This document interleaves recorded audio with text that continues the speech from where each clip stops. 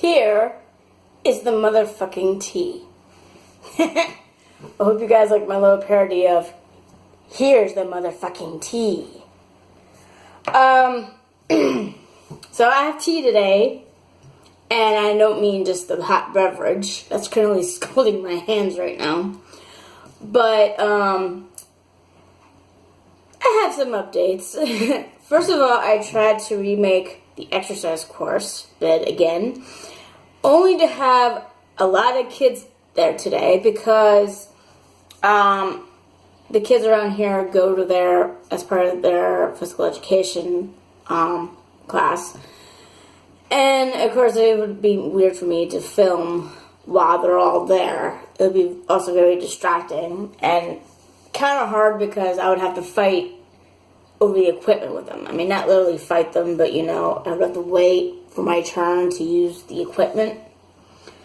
And plus it didn't help that it was cloudy, it was sprinkling, it was windy, and it did downpour later on today, or at least after I got home from the exercise course. And then there's some sad tea. I didn't want to make a whole video of it because yeah, you'll see in a bit. On April 22nd, which is like a little over a week ago, my grandmother died. Yeah. And so, you know, the parody in the beginning was kind of like a comic relief because the content today is going to be a little bit sorrowful and negative and all this other stuff. She died actually 2 days after her birthday.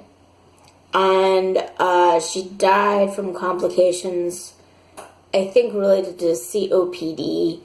I have forgotten what the whole entire thing is other than the acronym, but, or the abbreviation, or the fuck it's called, but it's basically a lung disorder, and your lungs fill up with liquid or fluid, and they have to be drained once in a while. And if you don't do this, you will eventually drown in the liquid that fills your lungs.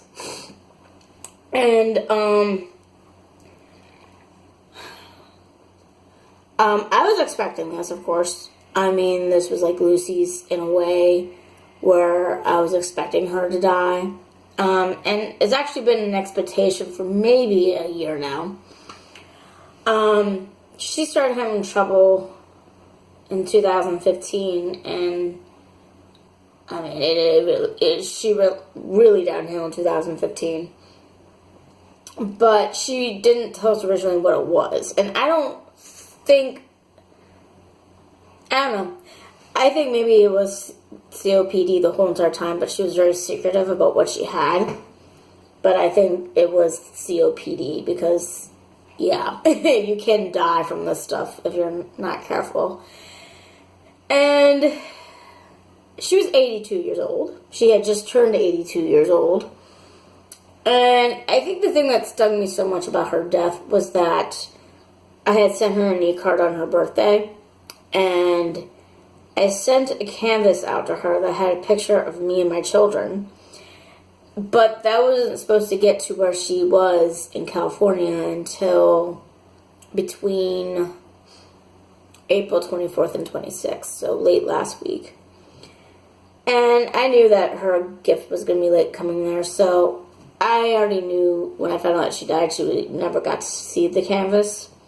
But I was hoping that she got to see the e-card at least that I sent her on her birthday. And I think a day or two after I found out she died, I got a notification from 123 Greetings saying she never viewed the card, so she never got to see the e-card I sent her, which is a harder pill to swallow. And I know I could have Skyped her, I know I could have called her on her birthday, but, you know, between here and where she lives in California, it's a 9-hour difference.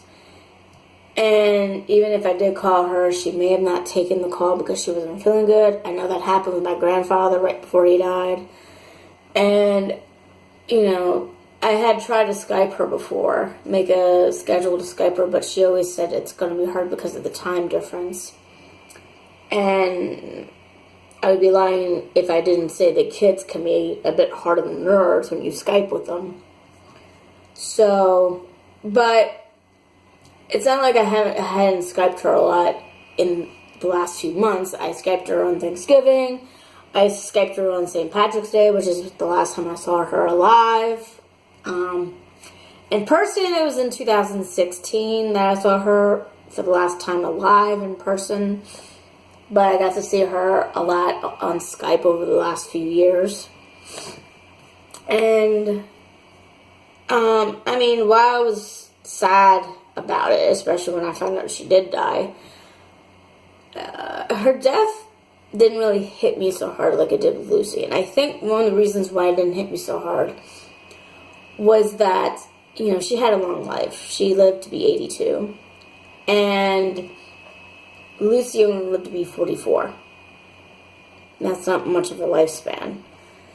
And, yeah, I know Lucy had cancer, but, you know, COPD is not really a thing to laugh about either. I'm kind of hoping I don't get that as I get older, since I am already asthmatic. Luckily for me, my asthma is still relatively mild, and I'm not sure she had asthma originally. She never said anything she had asthma. I did know she was on oxygen late last year when my mom and dad went to visit her in California. She was supposed to be wearing her oxygen every single day and all this other stuff, and I'm not going to get into it because that's too personal and all that. And plus already, in a way, I already said goodbye to her. Like, I had a dream about her 2 weeks before she did die. And it's actually kind of similar to how it worked out with my grandfather, too. Both of my grandfathers are dead, but the one that I knew was dying is my dad's dad, and my Nana is my mom's mom. My mom's dad died unexpectedly, so that was harder to process than the deaths with my grandmother and my other grandfather. But anyway, I dreamt that me and my son had gone out to California to visit her. And I knew even in the dream that it wasn't real, because I had seen the room she stayed at through Skype and all, and it didn't look the same. And what made it even more stranger is that I dreamt that she signed a contract to let, basically, assisted suicide, or let someone kill her because she was done with the suffering. And I knew that was bullshit in the dream, but I knew that was a symbol for me that she was on her way out, definitely. And the weirdest part in the dream was, like, a nurse or a doctor asked her, "Do you want to die now?" And she's like, "No, I want to wait." And so when I woke up from the dream, it felt, I was shaken up. I won't lie, I was shaken up when I had the dream. But, you know, like I said, I knew from the dream that she was going to die. I do have premonitions in dreams sometimes. I'm one of those people, yes. And I got the feeling that she was probably going to die 2 weeks from that point, or at least 2 weeks later, sometime after her birthday. I didn't expect her to die so soon after her birthday, but I was expecting her to die sometime after her birthday. That's what I was predicting. And the irony is that my mom talked to her a few times before she did die, like in the last week or two before she did die. And she ceased treatment like Lucy did with her cancer. And because she just couldn't handle suffering anymore. And my mom knew at that point that my Nana was ready to go. She's had enough. And she also said to my mom that she didn't think she was going to be alive by her birthday. Well, she made it to her birthday, but 2 days later, she, you know, like I said, died. So, while I did cry my eyes out on Monday, of the 22nd, I was at peace with her death fairly quickly because she was at peace now. She was no longer suffering, both physically and mentally, because my grandmother didn't exactly have a great life. So death wasn't just a way to end her suffering and all. It was also to give her peace. And I do hope she finds peace in death that she did not have in life. So, having said that, a few days after I found out my grandmother died, I got notification that I'm getting surgery on my ankle. Now, if you were around last October, I made a video too about talking about my ankle. And they were going to do surgery in January. Well, that was pushed back. And I think the reason why it was pushed back was because I had pneumonia in the beginning of the month.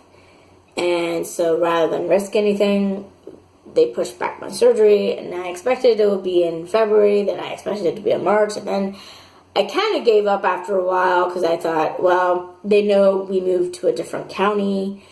They may not want to do surgery on me now. They may transfer me to the medical center or the hospital here to do the surgery.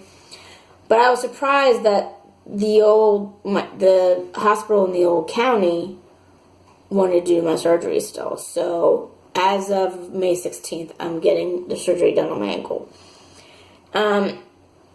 What I'm getting surgery on exactly is that I have a split tendon. My tendon has ruptured and it's like that. And part of it is actually laying on my ankle. Now, this doesn't really bother me until I put pressure on my ankle. Then I definitely feel pain. And my ankle doesn't really bother me either until I've been running or been walking a lot, or there's been pressure on it, or I've done a lot with my ankles, like balancing. I don't really feel it unless I do a lot of stuff with on my feet or my ankles. But it's better to get it fixed now than wait later, because this type of injury is not the type that can heal on its own. Even in a cast, it can't heal on its own, so surgery is needed. Luckily, my parents will be here during the surgery, so they get to help out with the kids, the house, helping me out. While it sucks it's happening the day after my son's birthday and 2 days before his big birthday party, I'm glad they're doing it when my parents are still here, at least. The hardest part is probably going to be the 6 weeks afterwards, where I am recovering and I can't do anything on my ankle for 6 weeks. Or maybe it's 8 weeks, but 6 to 8 weeks I can't put anything pressure on my ankle or anything. So that's going to suck, because I'm usually someone that exercises every single day on some level. And of course, I miss swimming as it is. I haven't swam since last August. And I had originally put off my surgery because we were waiting to see what they said about my ankle through the MRI results. We got that in October, and then we found out that I was going to get surgery in January, and then that got pushed back. And then, about a few weeks ago, I was like, I'm going to get my new year membership to the bathhouse, and around this time, that's when I found out I'm getting surgery. So I'm putting that off more. So, but I think that's one of the things I'm going to do once I can start doing anything on my ankle again, is return to swimming. Even though I can't do all the strokes I once did, I can at least go back to the pool and stuff, because I do miss the water and all. So there's the tea on that. I do have more plans for this channel. I want to do a review of lavender, or lavender products, or products that have lavender or lavender scent in them. I want to compare Sleepy's body wash with the stuff from palm oil that has chamomile and this other ingredient in it, along with the lavender. I'm going to do lavender tea. I want to do lavender hand wash. and I'm going to rate the smell of it as well as rate how effective it is towards making me sleep and stuff. Other plans include trying to do that damn exercise course before I have to do surgery. I plan on trying to make a Smith Island cake, and Smith Island cake is the state dessert of the state of Maryland, which I'm from. I might just see if I can do layers first before I try to do the whole entire recipe first. I tried making it before. I didn't videotape it for a good, which is a good thing because I fucked up majorly. So I plan on doing that. I plan on, I have wanted to do dance routines for you all. But the thing that's so annoying, especially at this point, is that people are just copywriting music left and right. And I don't want to be copyrighted. So that's why you haven't really seen me dance. I have thought about dancing without music, just to see how it goes. Because I do want to show off my dancing at one point, especially before I get surgery done. And maybe do other things like show you places, especially around here or whatnot. So I have a lot of ideas in my head, and of course you guys are welcome to give me anything that you want to see from me or want me to talk about or address or whatnot. Because, you know, I'm sharing this channel with you guys, and you guys are my fans and my audience, and if you guys want to see something or hear something, don't hesitate to tell me. The worst I can do is say no, you know. What else? I think that's it for now. So, if you like this video, hit like. If you subscribe, I'll be absolutely joyous. And I'll see you guys later. Bye-bye.